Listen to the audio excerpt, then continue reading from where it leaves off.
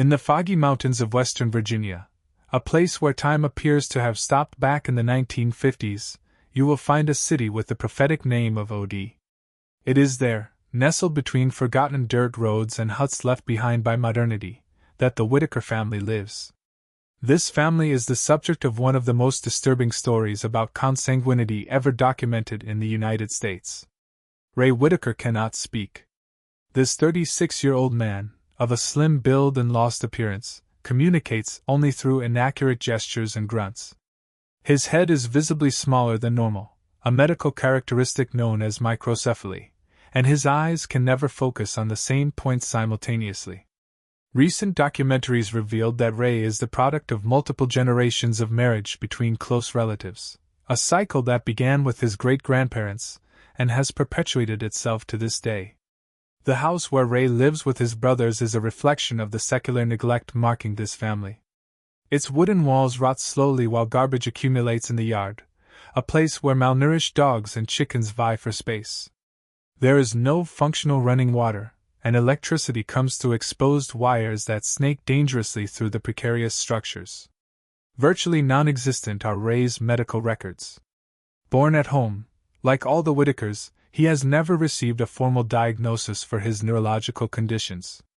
The local community, deeply religious and conservative, has always treated the family as an embarrassing secret, preferring to ignore its existence rather than confront the reality of decades of social neglect. Betty Whitaker, Ray's sister, can articulate some words, but her intellectual disability is evident. She walks in an uncoordinated manner and has severe difficulty with understanding. According to researchers who studied the family, Betty and Ray are the children of parents who were first-degree cousins, whose own parents also had consanguineous relationships. Geographical isolation contributed to perpetuating this odd cycle. With only 79 inhabitants scattered through a hard-to-reach mountainous area, marriage options have always been limited. For decades, families like the Whitakers remained invisible to social services, creating whole generations of children with severe genetic deficiencies. The history of the Whitakers gained national attention only in 2020, when photographer Mark Leiter published a documentary about the family. The images shocked America. They showed adults with a childish appearance, communication limited to animal-like noise, and living conditions that challenge basic human dignity. Ray spends his days sitting on the porch of the house, watching the world with eyes that will never be able to completely process the reality around him. He does not understand that his condition is the result of choices made by previous generations, nor that his existence represents one of the darkest chapters of American social neglect. Check to see if you are already subscribed to this channel. Here, you discover hidden stories of a deep America that no one else shows. In the heart of the Appalachians, where rural poverty intertwines with questionable ancestral traditions, a girl was born in 1992. Social workers identified her just as Bethany in the official reports. Her history, documented in the archives of the Kentucky Department of Social Services, reveals the devastating consequences when consanguinity becomes a practice normalized for generations. Bethany came into the world with spina bifida, a congenital malformation that left her spine exposed and caused permanent paralysis in her legs. Additionally, she was born with urinary and fecal incontinence, moderate hydrocephalus, and severe cognitive limitations that prevented her from developing basic skills like articulated speech or the recognition of family faces. Her parents, identified in the documents as Sarah and Billy Mackenzie, were first-degree cousins. Even more disturbing, his paternal and maternal grandparents also maintained direct kinship relations, creating a family tree that resembled more a genetically deficient shrub. This concentration of similar genetic material had been accumulating for at least 4 generations, dramatically amplifying the chances of congenital malformations. Bethany's discovery by the authorities happened by chance in October of 1997. A storm had damaged the telephone lines in the region, and electric company technicians had to access the Mackenzie property for repairs. What they found traumatized them: a clearly malnourished 5-year-old, lying on a dirty mattress on the floor of a house without proper heating. Bethany had never attended school or received any kind of medical care. Her parents, both with obvious intellectual limitations, did not understand the severity of her condition. They fed her with remnants of food and left her alone for hours while they worked on a small tobacco plantation that barely supported the family. The report from the social worker who first visited the house describes a desolate scene. The child remains motionless most of the time, communicates through low moans, and has clear signs of prolonged neglect. The domestic environment is unhealthy with a strong odor of urine and feces. The caregivers show affection for the child but are unable to provide adequate care due to their own limitations. The local community had known the situation of the Mackenzie family for years. But a combination of geographical isolation, distrust of authorities, and the naturalization of consanguinity in the region had created a pact of silence. Neighbors occasionally brought food to the family but never questioned the conditions of Bethany's life. When she was finally removed from home and taken for medical evaluation, the results confirmed the experts' worst fears. In addition to the visible malformations, Bethany had a partial hearing impairment, congenital heart problems, and a level of cognitive development equivalent to that of an 18-month-old child, despite being 5 years old. Dr. Michael Harrison, a geneticist who examined Bethany at Louisville Children's Hospital, later stated, "This case represents one of the most extreme examples of endogamy I have ever documented. The chances of a child born with so many simultaneous complications in a family without a history of consanguinity would be practically zero." Bethany was placed with an adoptive family specializing in the care of children with special needs. Her new caregivers reported small progress over the years. She learned to recognize family voices and developed a limited form of communication through gestures. However, her physical and cognitive limitations remained severe, requiring constant care for the rest of her life. On an isolated farm in East Texas, surrounded by cotton fields that extend to the horizon, unfolded one of the most extreme cases of consanguinity and abuse ever documented in the United States. The story of Marcus, as he was identified in the police reports, reveals how far degeneration can reach when incest becomes systematic within a family. Marcus was born in 2000, the result of a relationship between a 45-year-old man and his own 16-year-old daughter. What made this case even more shocking was the discovery that this was not the first occurrence in the family. Later records revealed that the father had maintained sexual relations with at least 3 of his daughters over 2 decades, generating multiple children with severe genetic deficiencies. When the authorities finally arrived at the property, they found Marcus locked in a tool shed, sleeping on old newspapers and feeding on remnants that someone occasionally left in a dog bowl. The 4-year-old had severe hydrocephalus, making his head disproportionately large in relation to his slight body. His eyes constantly watered due to intracranial pressure and could never focus properly. Marcus's total deafness had gone unnoticed by the family for years. They interpreted his lack of response to voices as stubbornness or mental retardation, not understanding that he simply could not hear. Also, congenital heart problems made any physical exertion leave the child breathless, dramatically limiting his mobility. Marcus's behavior also had worrying characteristics. According to reports from the first caregivers who attended him, he showed episodes of inexplicable aggressiveness, biting and scratching anyone who tried to approach. Experts later identified these behaviors as possible symptoms of neurological damage caused by extreme consanguinity and the trauma of abandonment. The discovery of the case happened through an anonymous report made by a rural worker who occasionally provided services on the property. According to the worker's testimony, he had seen a child being locked in the shed and noticed that she never played outdoors like other children. This connection led the Texas Department of Family Services to begin an investigation that would reveal one of the most disturbing stories of family neglect ever recorded in the state. If you are feeling the weight of this story as I did, comment now. No one is born condemned. When officers entered the property with a search warrant, they found not only Marcus but evidence that other children had lived in similar conditions. Old photographs showed at least 2 other boys with physical characteristics similar to Marcus's. But these children had died in their first years of life, supposedly due to natural causes that were never investigated properly. Marcus's father, identified as Robert Earl Thompson, was arrested and later sentenced to life imprisonment for multiple accusations of child sexual abuse and criminal neglect. During the trial, even more disturbing details emerged. Thompson had isolated his family from the outside world for more than 2 decades, forbidding his daughters to attend school or keep in touch with people from outside the property. Marcus's medical evaluation revealed irreversible neurological damage. Beyond hydrocephalus and deafness, he had micronathia, an underdeveloped lower jaw, swallowing problems that required feeding through a tube, and severe delay in motor development. His mental age was estimated at approximately 8 months, despite being 4 years old. The state of Texas took over custody of Marcus, placing him in a specialized center for the care of children with complex medical needs. Caregivers reported that initially, Marcus did not show typical emotional reactions. He did not smile, did not cry when he was injured, and seemed disconnected from the world around him. It took months of intensive care for him to begin to demonstrate basic signs of recognition and affection.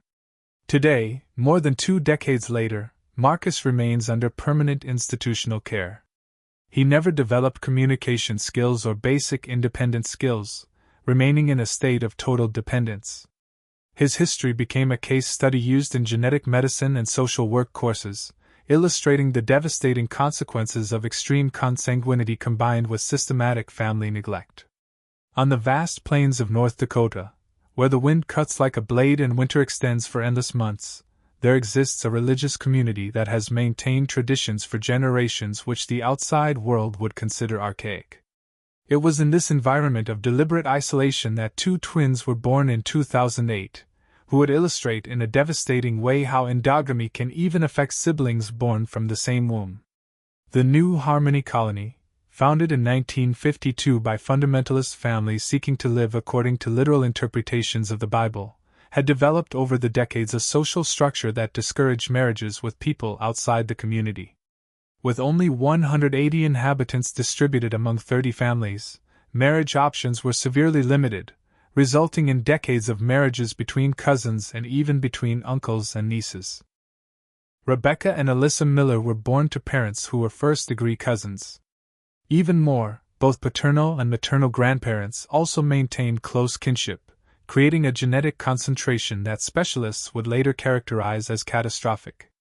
While Rebecca was born seemingly healthy, developing normally in her first months of life, Alyssa came into the world with a condition so rare that it initially confused even experienced doctors.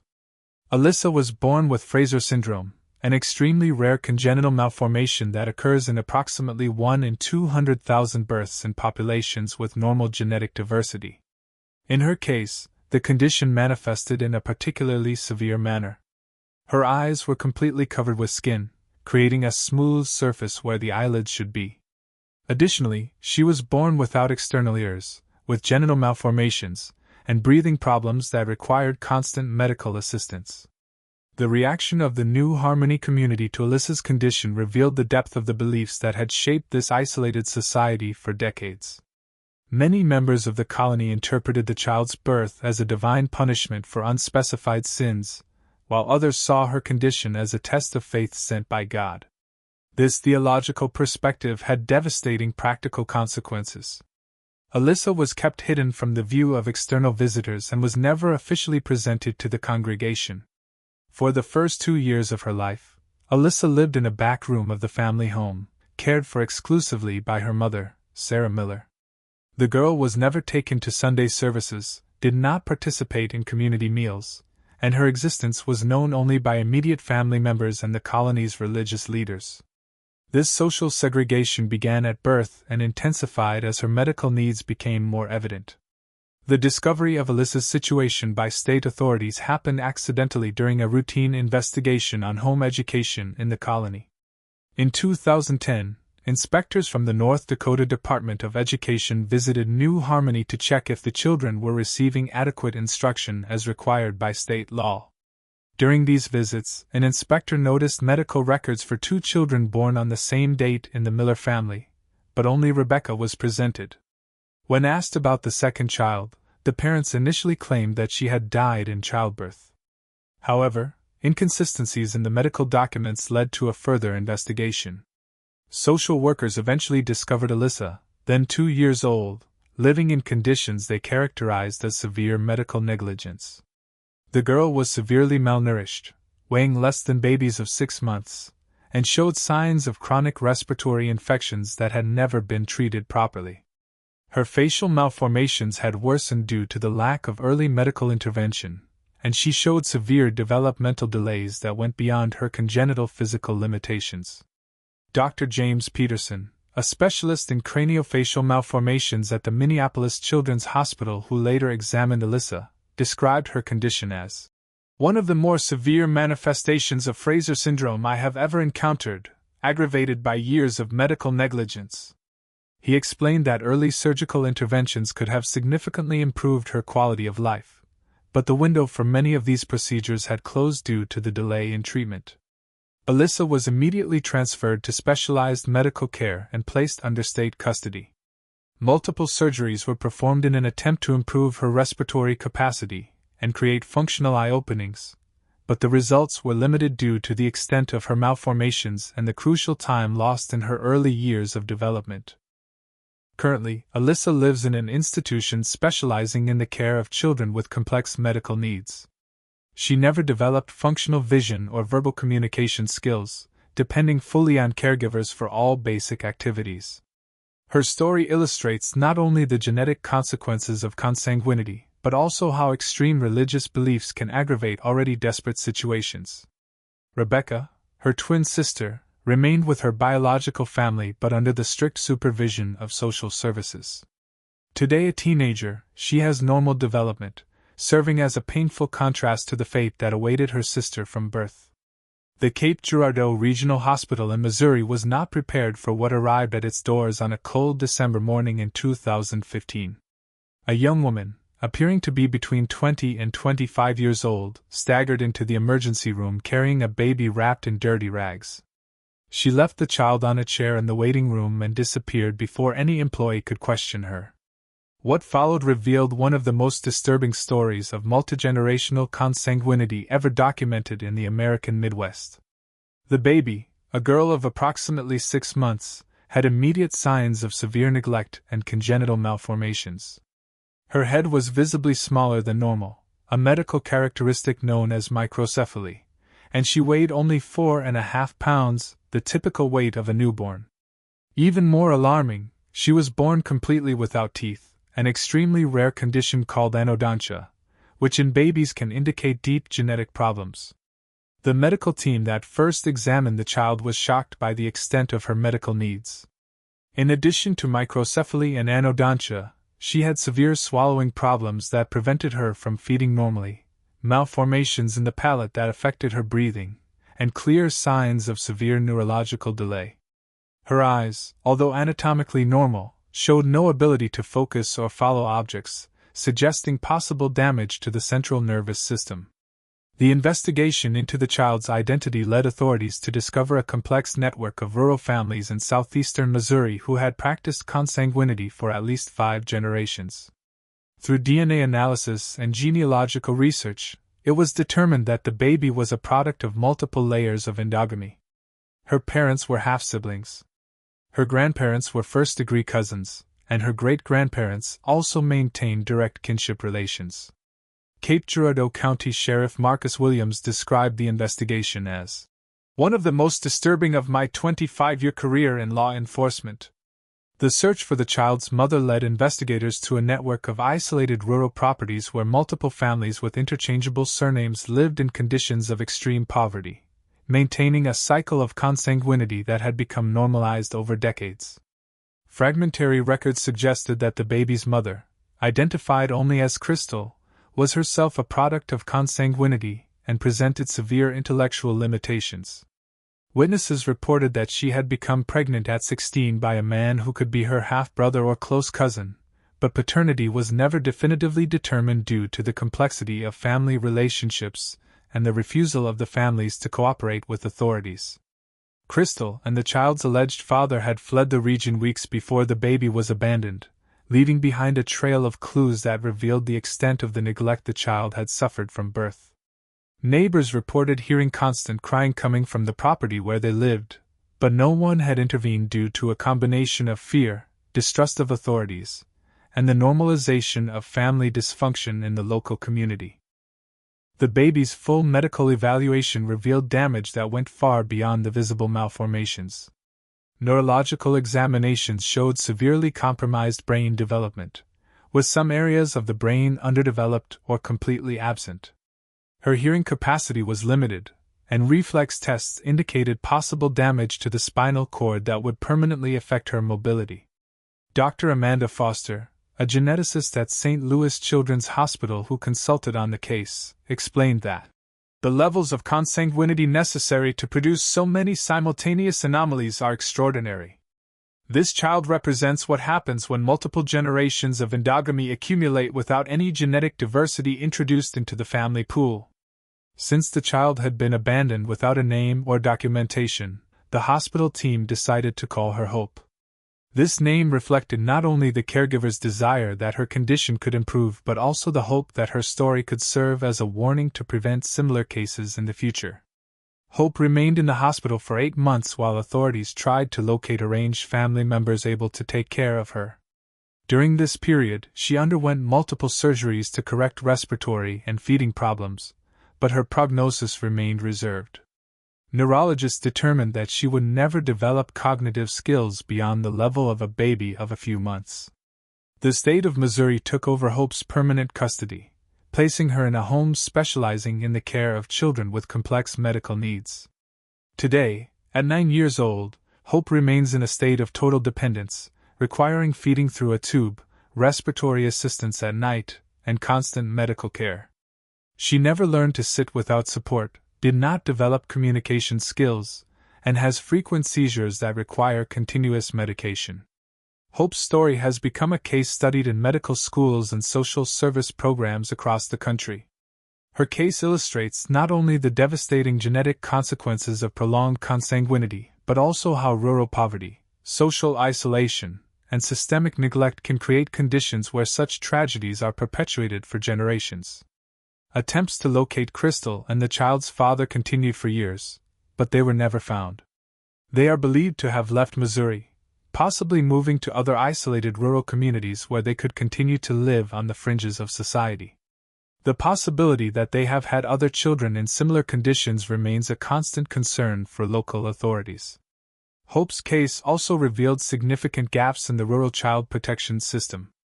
Many of the families involved in the consanguinity network had lived for decades without regular contact with social services, formal education, or preventive medical care. This social invisibility created an environment where harmful practices could continue without external intervention. Nurses and caregivers who work with Hope report that despite her severe limitations, she occasionally demonstrates signs of consciousness that are deeply moving. She can recognize familiar voices and occasionally produces sounds that suggest attempts to communicate.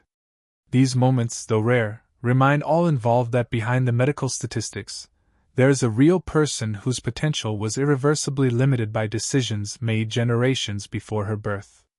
Hope's story serves as a dark reminder that even in the 21st century, practices that most consider relics of the past continue to occur in isolated pockets of rural America.